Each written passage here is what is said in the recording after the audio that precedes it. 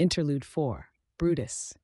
A whistle. Brutus's ears perk up, already jumping off the bed as second whistle comes, just after the first. Two whistles like that means come. Master only asks for dogs to come to the front stairs if it is time for walkies. Walkies are Brutus's favorite thing. Other dogs are bumping shoulders with Brutus in hurry to get to Master. Turn corner too fast, claws scratch at floor to get grip. Fall a little. Judas hesitates, sniffs, but Angelica is ahead of Brutus now. Bad girl. Brutus snarls a little at Angelica. She backs away, drops behind. Brutus is top dog. Angelica should know that. Brutus arrives at Master first, the way it should be. Brutus is top dog, but Master is alpha, leader of this pack. Not leader of her people pack, but that is okay. She bends down and scratches all over Brutus' neck and shoulders, deep, rough, perfect scratches because they dig through Brutus' thick fur. Tail is wagging so hard that back paws are slipping on floor. Fall over and turn belly up so Master can scratch it. She does, and it is ecstasy. Master is hurt and hurting. Brutus knows this. When she bends down, she is moving more slowly. She is making little sounds as she makes bigger movements like bending down and standing up. She smells like dried blood and stress and sweat in ways she usually doesn't. Angelica, Judas, stay, Master says. Not taking you too. Brutus doesn't understand, but Master sounds apologetic. Like when she was walking upstairs and accidentally kicked Brutus in chin because he was following too close behind her. She scratches each of them in turn. Not enthusiastic scratches. They are happy to be scratched, but they aren't coming for walkies. Brutus's tail stops wagging. Is Brutus not coming for walkies? Master picks up leash. Brutus, good boy, walkies. Tail is wagging crazy hard again. Master tells Brutus to sit. Brutus sits. Is good boy. Master puts plastic bags in back pocket, puts on backpack. Backpack unusual. Master doesn't usually bring backpack for walkies. Errand? We're going on an errand, okay, boy? Master speaks. Brutus's tail wags. Brutus was right. Errands always interesting. Brutus eagerly takes a few steps forward before remembering to be a good boy. Master doesn't like it when Brutus pulls on leash. She puts on shoes, gets the keys that jangle, gets crinkly wrapper things she sometimes eats that Brutus can't because Brutus is a dog. Crinkly wrapper things go in left pocket. She gets treats for dogs to put in right pocket, stops. Gives treats to Judas and Angelica.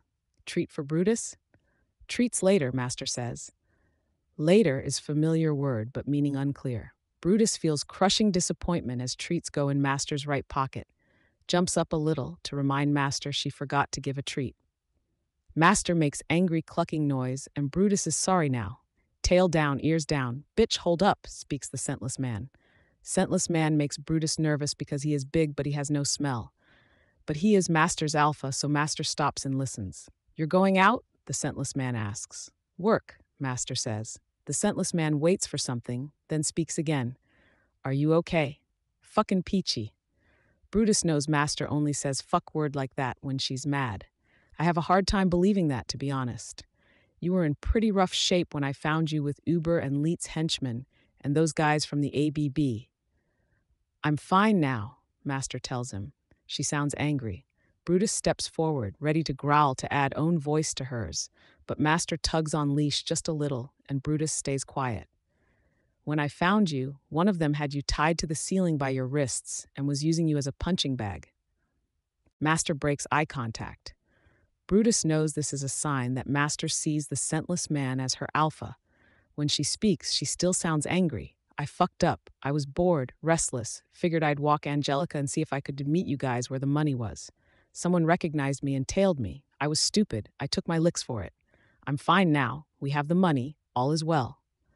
The scentless man sighs, sounds a little angry as he says, It's not. No.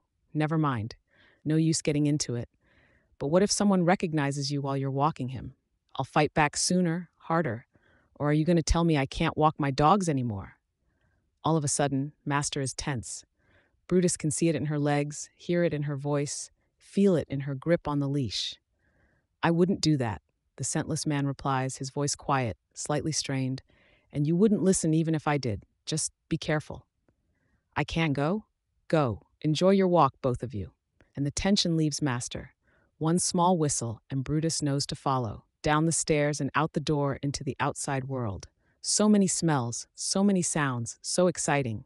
But can't get too excited. Brutus is good boy. Doesn't pull on leash like Angelica still does. Master always makes angry clucking noise at Angelica on walkies. Master is walking slower, favoring one leg. Brutus is eager for walkies but doesn't pull on leash even if Master is walking slower. So many smells. Being in own territory is good, but being on walkies is smelling whole world. Always new things to smell about old things. Smell this pee and know almost everything about the dog who peed. Bitch. Maybe in heat soon. Lives with kids. Pee smells like stress and eating too much grass and sleeping too much and being a fat dog. Smell that poo to know about dog who pooed. Hungry dog. Hungry dog's master probably hungry too. Many like that here. Not like that in Brutus's old home. No people or dogs there were hungry, but Brutus remembers being unhappy. Master was always ignoring Brutus. Leave Brutus in basement alone all day until Brutus stopped bad man who came in basement window. Is okay now. Brutus is happy now with new master. Smell that pee. Human pee. Not as interesting. Master whistles to remind Brutus to keep up. No more sniffing for now. Brutus, sit, stay, Master orders. Brutus sits and stays while Master stands beside him. Is good boy. Gets scratched by Master. Little female human is walking up to Brutus. Smaller than Brutus. Pats at Brutus. Pokes. One poke in eye. Brutus ears down, head down, tail between legs. Not good scratches. Little human laughs, poke again in Brutus's side. Brutus looks up at Master, pleading. Master not saying anything, so Brutus stays while being poked. Little human grabbing Brutus's fur on side and pulling too hard. Like Angelica when Angelica was new to Master's pack, biting and pulling and making Brutus bleed. Bad memory. Growl starts in Brutus's throat. No Brutus, off, Master orders. Brutus lowers head. No more growling. Still being poked, still being pulled at. Big female human that smells like the little human arrives, is walking fast. Big female stops and laughs at Brutus and little human. Aren't they cute? Another laugh. Master doesn't laugh. Well, kids will be kids. Master speaks, her voice even, but her body language is angry. Watch your fucking child. Brutus knows watch is order for Brutus to sit and stay and bark if anyone comes. But Master is talking to big female and not giving order to Brutus. Other word Brutus knows is fucking, which means Master is mad, but Brutus isn't the one she's saying fucking to, so it is okay. Brutus thinks maybe it's okay to growl now because Master said fucking, so he growls. Smells fear from little human and big female. Master doesn't say no, so it was okay for Brutus to growl. Big female laughs, but laugh sounds different than before. Shrill. Waves her hand, bends down to pick up little human. Brutus, guard, Master orders. Brutus quickly looks at Master, and Master is pointing at little human, so Brutus moves between little human and big female and growls at big female. Big female backs away. Brutus smells lots of fear now, smells sweat and stress, and hears little noises of worry and fear from both the big female and little human. Big female steps to one side, and Brutus moves to stay between her and little human. She bends down again, and Brutus growls, snaps at her fingers. Is good boy. Big female talks to Master. Please. She was just doing what kids do. She thinks all dogs are cuddly. Her voice is submissive, sounding like more worry and fear. Brutus, mouth. Brutus looks where Master is pointing, and Master is pointing at little human. Brutus obeys by grabbing little human's arm and holding it in his mouth. Is good boy. Little human howls and tries to pull away, but Brutus closes mouth a little each time, and little human soon understands that arm is staying in Brutus's mouth. Then Master tells big female, he's an abused dog, you know. Before I owned him, he was mistreated, until he hurt someone so badly they needed amputation. I rescued him before he was put down. And you just let your kid walk up to him and start clawing at him. Do you understand what could have happened? That he could have killed or maimed your fucking mouth breather of a child? Brutus only knows his own name and word kill. Other words don't mean anything to Brutus. Kill is order to attack and not stop until that thing isn't moving anymore. Master only gives Brutus and Judas and Angelica order to kill with squirrels and raccoons and once a horse. Big female is on knees now, and fierce smell is all Brutus can smell right now. Is good to be lower than Master and showing submission. Big woman is saying things, but Brutus can't understand because she is talking and not stopping. Brutus, off, Master says, and Brutus lets go of arm and walks to Master's side. Little human still howling. Then Master tells big female same thing as before. Watch your fucking child. Walkies begin again. Get scratched? Master says Brutus is good boy and Brutus is happy. Tail wagging is long walkies before Brutus and Master stop at a place that smells like blood and dog fear and dog rage and pee and poop. Master knocks on door. Man who opens door smells like blood. Master and man talk for a while and Brutus waits because Brutus is good boy, not paying attention to what they're saying because of smells. Bad smells. Sounds of dogs yelping and barking from inside the door. Then Master says stay, and man starts touching Brutus. Touches like vet touches, not like Master scratching. Feeling each part of Brutus, fingers deep in fur to massage, check, hands on Brutus's private parts. Says things that sound negative, shakes head. Master talks some more. Man stands and shakes her hand. Master takes Brutus into the place that smells like blood and dog fear and dog rage. Noisy. Lots of people sitting in dark, smell like excitement and sweat. Most lights are in middle of room where blood smell is strongest. Man from door tells Master, put him right in the gate. Master puts Brutus in something like kennel that smells like rage and fear. Man talks in loud voice and all the people in room howl and make more noise. Man says Brutus's name. He says kill, which is a word Brutus knows. But blood smell is so strong here, Brutus can't pay attention to much else. So much blood from so many dogs, so many smells. Then the kennel is open, and Brutus has nowhere to go but center of room. Can't go to Master because boxes are in way, and there's another dog here bigger than Brutus that smells like rage, and his own blood, and other dog blood, and death. Then, Brutus feels it. Master's making Brutus stronger, and it hurts, but it's a good hurt. Good hurt like when Brutus is stiff and stretches and joints snap and pop, and Brutus feels better because of it. Only this stretch doesn't stop, and Brutus keeps popping and cracking, and Brutus keeps feeling better, and Brutus gets bigger. Master usually takes longer to make Brutus this strong, but Brutus is in room alone with the dog that smells like blood and death, and Master must know Brutus needs to be stronger. Soon Brutus is bigger than Master, and as big as Car, and Brutus is strong. Bad dog that smells like blood and death is cowering.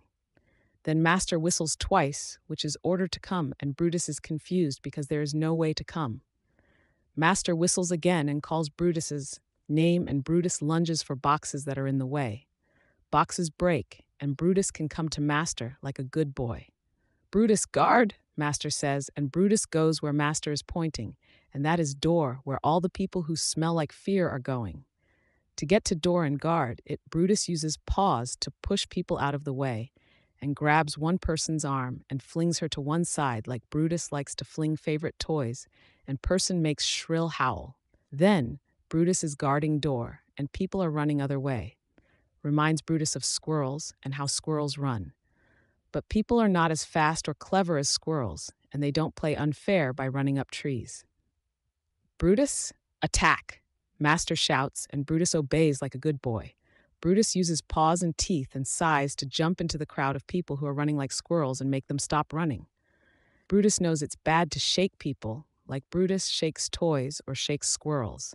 No shaking, no chewing, bite arm and leg only, no biting heads. Using paws is okay, but claws aren't, which is hard. So Brutus mostly bites and slams into people with head and body to knock them over and make them stop. Sometimes uses tail, which is new and fun. Brutus doesn't have tail when small. Lots of people. Every time Brutus thinks all people have stopped moving, someone runs again. Takes a long time. Brutus's tongue lolls out, panting. Tail wags and boxes break, and Master makes clucking noise like Brutus did something bad. No more wagging tail. People lying on floor whimpering. Smell like blood and fear. Nobody running like squirrel anymore. Master shouts, no more, and it is word for the people and not for Brutus. Both are words Brutus knows. No means bad and is for things Brutus shouldn't do. More is what Master says when giving treats or throwing balls or filling bowls with food. Brutus doesn't understand because one word is bad and the other is good. But Master is alpha and Master knows, so it is okay.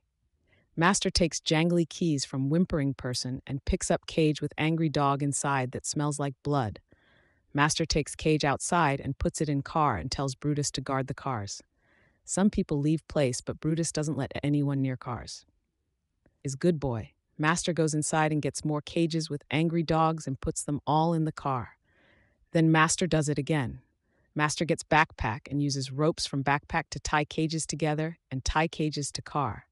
Then Master goes inside for a long time and doesn't come out. People are gone, so Brutus doesn't need to guard anymore. Brutus goes to Master inside. Master is kneeling beside cages, and dogs inside smell like blood and poo, but dogs aren't angry, aren't moving. Brutus nuzzles Master with nose and lies down beside Master, and Master wraps her arms around Brutus's neck. Master hugs Brutus tight for a very long time.